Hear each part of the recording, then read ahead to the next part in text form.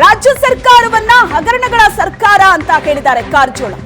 ಹಗರಣಗಳಿಂದ ತಪ್ಪಿಸಿಕೊಳ್ಳೋದಕ್ಕೆ CM ಬದಲಾವಣೆ ಸೂರ್ಯ ಚಂದ್ರ ಹುಟ್ಟುವಷ್ಟೇ ಸತ್ಯ ಅಂತ ಹೇಳಿದ್ದಾರೆ.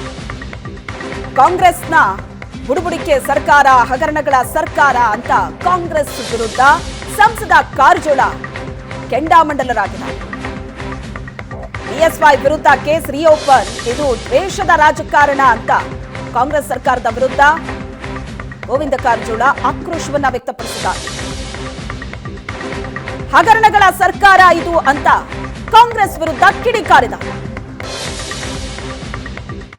ಸಿಎಂ ಅನ್ನು ಬದಲಾವಣೆ ಮಾಡೋದು ಕಾಂಗ್ರೆಸ್ಗೆ ಅನಿವಾರ್ಯ. ಈಗಿರ್ತಕ್ಕಂಥ ಕಾಂಗ್ರೆಸ್ಸಿನ ಬುಡುಬುಡಿಕೆ ಸರ್ಕಾರ ಏನದ ಹಗರಣಗಳ ಸರ್ಕಾರ ಆಗಿ ಎರಡು ಪ್ರತಿನಿತ್ಯ ಒಂದೊಂದು ಹಗರಣಗಳಿದ್ದಾವೆ. ಈ ಹಗರಣಗಳಿಂದ ತಪ್ಪಿಸಿಕೊಳ್ಳುವ ಸಲುವಾಗಿ ಅನಿವಾರ್ಯವಾಗಿ ಕಾಂಗ್ರೆಸ್ನ ರಾಷ್ಟ್ರೀಯ ನಾಯಕರು ಸಿದ್ದರಾಮಯ್ಯನವ್ರ ಸರ್ಕಾರವನ್ನು ಬದಲಾವಣೆ ಮಾಡ್ತಾರೆ. ಇದೇನು ಸೂರ್ಯಚಂದ್ರ ಹುಟ್ಟುದು ಎಷ್ಟು ಸತ್ಯದ ಅಷ್ಟೇ ಸತ್ಯದ ಬದಲಾವಣೆ. ಈಗಾಗಲೇ ತನಿಖೆ ಆಗಿರ್ತಕ್ಕಂಥ ವಿಷಯ ಪ್ರಾಸಿಕ್ಯೂಷನ್ಗೆ ಕಳಿಸಿದಾಗ ಅದನ್ನು ಹಿಂದಿನ ರಾಜ್ಯಪಾಲರು ಅದನ್ನು ತಿರಸ್ಕಾರ ಮಾಡಿದ್ದಾರೆ.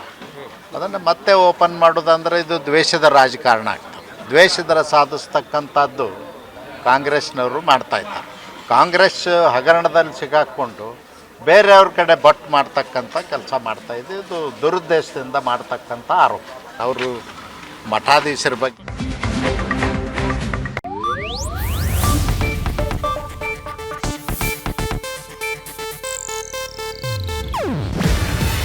ಇದು ಏಷ್ಯಾನೆಟ್ ನ್ಯೂಸ್ ನೆಟ್ವರ್ಕ್ ಪ್ರಸ್ತುತಿ.